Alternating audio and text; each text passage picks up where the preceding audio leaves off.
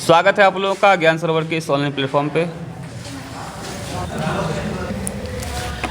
पिछले वीडियो की सीरीज़ में हमने आप लोगों को विभव का मान कैसे निकालते हैं द्विध्रुव के कारण वो करवा दिया था।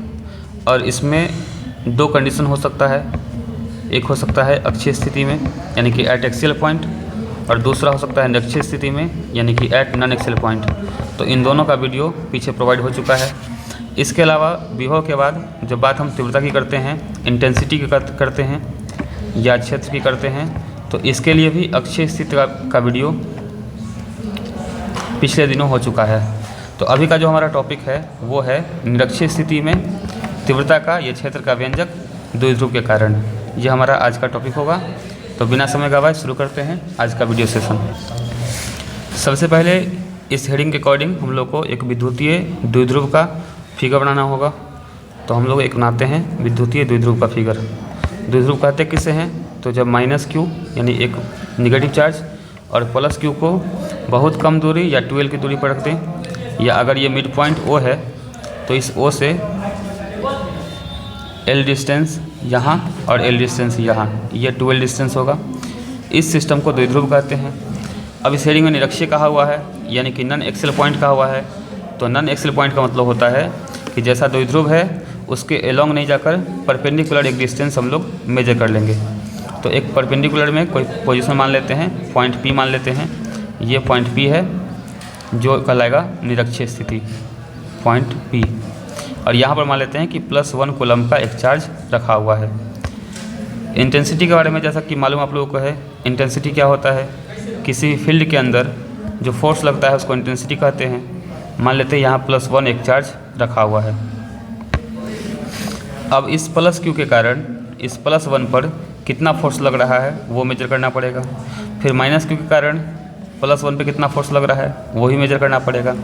तो सबसे पहले हम माइनस क्यू से और प्लस क्यू से कितना डिस्टेंस है इस पॉइंट का वो निकाल लेते हैं। तो माइनस क्यू से जो डिस्प्लेसमेंट होगा कुछ इस तरह होगा, और प्लस क्यू से जो डिस्प्लेसमेंट होगा वो कुछ इस तरह होगा।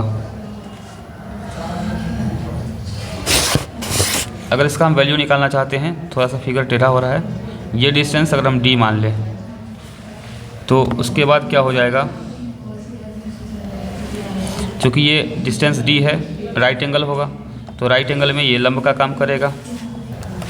वहीं ये जो l है ये आधार का काम करेगा। तो ये साइड हो जाएगा कर्ण, और कर्ण का फॉर्मूला होता है √अंडर लंब का स्क्वायर प्लस आधार का स्क्वायर। उसी तरह इधर भी राइट एंगल होगा, और इस राइट एंगल में चूँकि ये लंब हो जा रहा है ये आधार हो रहा है, इसको भी हम लोग कर्ण कहेंगे। और कर्ण का वैल्यू सेम वही होगा √अंडर लंब का स्क्वायर प्लस आधार का स्क्वायर। अगर नीचे हम लोग लिखना चाहें तो प्लस क्यू से पी तक का जो डिस्टेंस आया है वो डिस्टेंस कितना है? √Under d² plus l²। वही माइनस क्यू से जो पी का डिस्टेंस आया है वो डिस्टेंस भी क्या है? तो वो भी डिस्टेंस है √d² प्लस l²। तो दोनों डिस्टेंस पहले हम लोग पता कर लिए हैं। अगर हम प्लस क्यू के कारण जो इस पर फोर्स लग रहा है उसको E1 मान लें। अच्छा, डायरेक्शन क्या होगा? तो ये भी प्लस चार्ज है, ये भी प्लस चार्ज है, तो रिपल्सन होगा। यानी कि इस +1 को प्लस क्यू चाहेगा कि अपने से दूर रिपल्स कर दें, और इसको हम लोग E1 मान लेते हैं। जबकि ये माइनस क्यू क्या चाहेगा कि इसको अपनी ओर अटैक कर लें, और इसको हम लोग E2 मान लेते हैं। तो हम लोग को E1 और E2 का वैल्यू निकालना है। E1 किसके कारण? E1 का है प्लस क्यू के कारण, और E2 है माइनस क्यू के कारण। तो हम लोग दोनों का वैल्यू निकालते हैं। तो इंटेंसिटी का वैल्यू क्या होता है? अगर E1 निकालते हैं तो फार्मूला है 1/4πε0 चार्ज बाई डिस्टेंस का स्क्वायर। तो E1 किसको मानना है? प्लस क्यू वाले को। तो चार्ज क्यू हो जाएगा बाई डिस्टेंस का स्क्वायर। डिस्टेंस ये रहा, तो इस डिस्टेंस का स्क्वायर करेंगे, d² प्लस l² रूट के अंदर है और इस पूरे का स्क्वायर करना है। अगर इसका हम स्क्वायरिंग करेंगे तो जो रूट का सेक्शन है वो ख़त्म हो जाएगा। तो E1 इक्वल्स टू हो जाएगा 1/4πε0 क्यू बाई स्क्वायर से रूट खत्म हो जाएगा तो बचेगा d² प्लस l²। ये हो गया वैल्यू E1 का। अब हम काम करेंगे माइनस क्यू के कारण यानी कि ड्यू टू माइनस क्यू, इसको E2 मेजर कर लेना है और फार्मूला क्या हो जाएगा 1/4 पाई एप्सिलॉन नॉट चार्ज। तो चार्ज तो माइनस क्यू है, लेकिन फोर्स में माइनस प्लस मेजर नहीं करते हैं, केवल वो डायरेक्शन शो करेगा। तो चार्ज क्यू लिखेंगे बाई डिस्टेंस का स्क्वायर, यही डिस्टेंस है, इसका स्क्वायर कर लेना है, यानी कि root under D square plus L square का स्क्वायर करना है। तो हो जाएगा E2 equals to 1/4 pi epsilon not Q by square से रूट खत्म, तो बचेगा D square plus L square.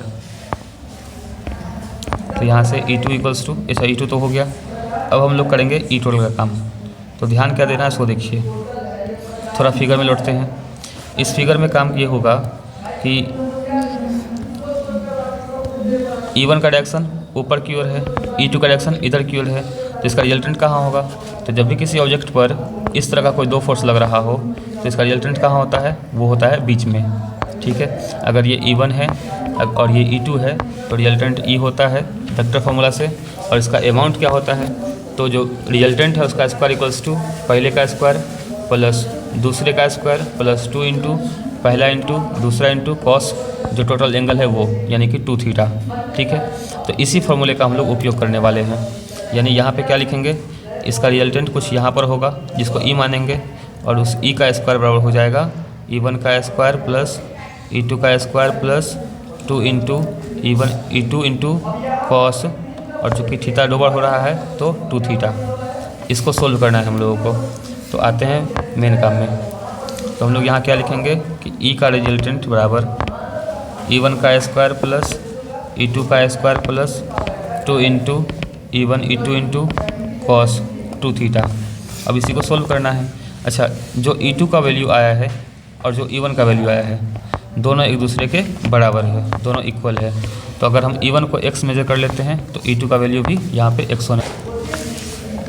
तो E equals to E1 x मान लिए हैं तो x का स्क्वायर प्लस E2 को भी x मान लिए हैं तो x का स्क्वायर प्लस 2 इंटू E1 के जगह x, E2 के जगह x और cos 2 थीटा। तो यहाँ से E equals to X square plus X square, यानी कि 2x square plus 2 into X 2x square और cos 2 थीटा। तो A इक्वल्स टू, अगर हम 2x स्क्वायर कॉमन कर लेते हैं दोनों में से तो कॉमन हो जाएगा, बचेगा इधर 1 प्लस cos 2 थीटा। अब इसको थोड़ा सा चेंज करना है 1 प्लस cos 2 थीटा को।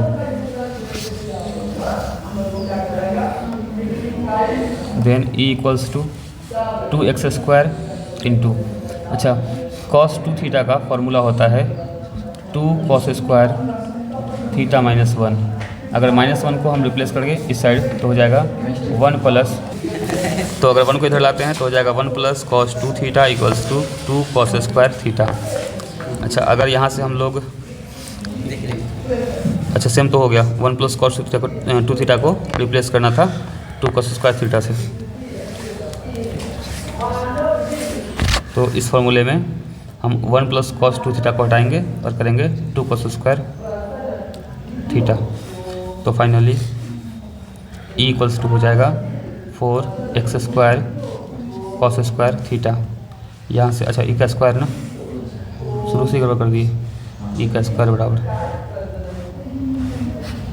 तो अगर हम स्क्वायर हटाते हैं तो हो जाएगा under root 4x square cos square theta. तो यहाँ से E इक्वल्स टू 4 का रूट 2 x स्क्वायर का x और cos स्क्वायर का cos थीटा। इसके बाद E equals to 2 into x किसको माने थे, तो x माने थे यहाँ पे हम लोग E1 के वैल्यू को या E2 के वैल्यू को, तो कोई एक वैल्यू यहाँ पे डाल लेते हैं। तो हो जाएगा E1 का value 1/4 pi epsilon not Q by under root d square plus L square और इंटू cos थीटा क्या होता है।